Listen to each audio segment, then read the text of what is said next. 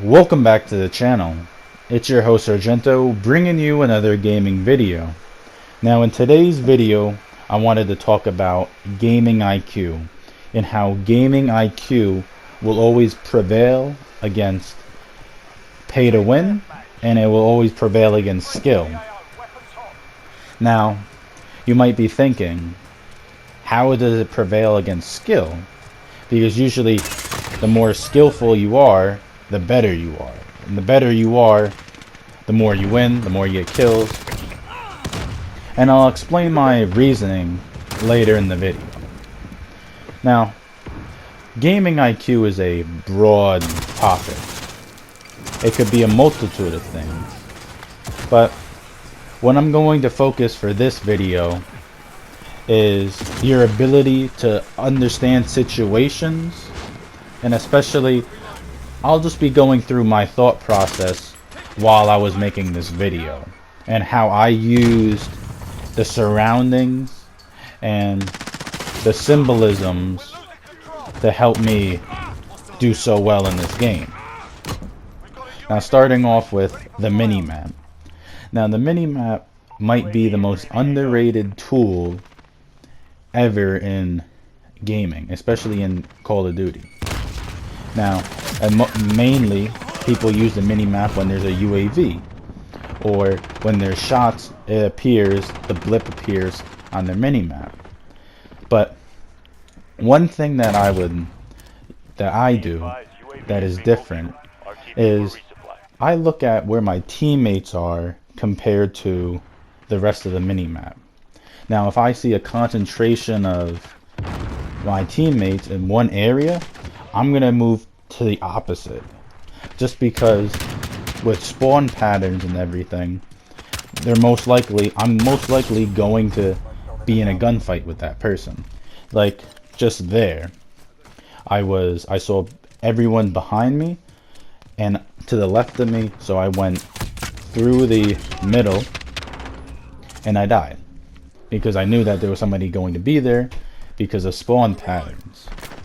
Now, this might be different for every game, where they're coming from or not, depending on the background and the setting. But if you use that concept to be able to put yourself in a position to be in more gunfights, just to win more gunfights and get the first shot in, you'll definitely get a lot more kills. Going on to the second concept is the death radar for your allies. Now, this is probably the most easiest concept to understand, is that usually if somebody dies and you see that little skull on my screen, there's an enemy right by it. Now, you can use that to get into a camping spot, or you can use that to detect who's in the area. Obviously, especially in Call of Duty, usually it's a lot of close quarters combat compared to other games. So that's something that you should also use to your advantage. Another thing is positioning, and especially in Call of Duty, positioning is key. Now, some people might say holding a spot for best positioning is camping, which for the most part, in most situations, yes, it is. It is camping. If you're hiding behind a corner for more than 2 minutes with a shotgun just aiming down sights, or a SMG, yeah, you're camping. But if I get into a spot for a short period of time just to get a 3-piece, or just to get a jump on just a bunch of people that don't see me, that's positional advantage. Now, in Call of Duty, 9 times out of 10, if you get the first shot off, you win the gunfight. Now, there's going to be some situations where that's different. That 10% is, oh, he might turn around and get you with a one shot, or just depending on the gun. But 9 times out of 10, if you get the first shot, you'll always win. And that's always something that I learned, especially trying to better myself. Another thing is high ground. Now, high ground, and I'm also going to talk about head glitches, but first I'm going to talk about high ground. Now, high ground is, well, it's high ground. So you'll have a better positioning, because if you have the high ground, like that guy did in a couple seconds ago, he was able to shoot down, and it's faster to aim down and to kill somebody than it is to aim up and then get the right position. It's very slight, but it makes so much difference. And also, if I have the high ground, I'm able to first see your head before you can see me. So I see your name tag. Now, if I see your name tag, I know you're going to be there, so I'm just going to aim down and I'm just going to pre-fire you.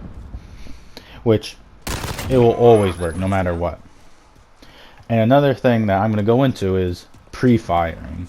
Now, pre-firing, done right, can be the most deadly tool that you can ever learn. And that is it's very simple.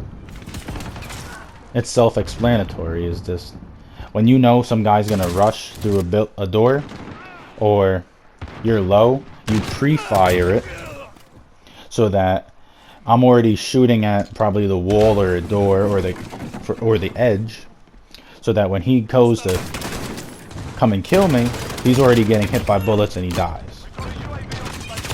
And that's what I'm talking about, intellect. Now, there's also a whole different topic about like gaming, especially with teammates, like flanking, holding down a position so that, like, coming for a sneak attack, or splitting up, pushing as a group. But that's another video, talking about how teamwork, having great chemistry as a team, will always be better than having the best 3 people and then like they have no chemistry. They're just a bunch of randoms.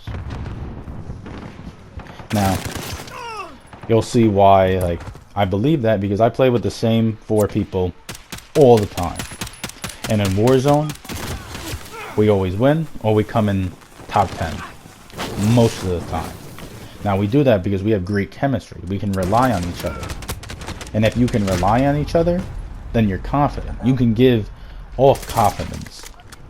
And if you're feeding your teammate confidence, they're going to do better, just because you're not putting any more pressure on them. Say like in a 1v3 or a 1v6. If you know and you encourage, they'll always do a lot better. That doesn't mean they'll always win, just because sometimes the odds are against you. But now I'm going to go into why it's better than skill, and why it will always be better than pay to win. Pay to win might be the most disgusting thing in gaming. Is that if you have more money than other people, or you're willing just to spend as much money as you want on a game, you get the better guns, you get better abilities, which is just disgusting. And it shouldn't be in any game, but there's a lot of just corruption in the gaming industry. It's more about profits than the feel for the game and how it fares for the people who don't have a lot of money, even though it might just be like $2, $5, $10. Especially for battle passes that give you guns and better stuff in the game, which is just terrible. I mean, it's just disgusting. It's a disgusting thing to have in games. But that's another video. And that for skill, as I said before, getting in the right position, you'll always beat somebody who's skilled, unless they're really good and they just get a lucky shot. But 9 times out of 10, IQ will always prevail over skill. And keeping your cool is also a part of gaming IQ. I hope you enjoyed this video. Make sure you like and subscribe for more videos. And as always, it's Sargento. I'll see you in the next video. Peace.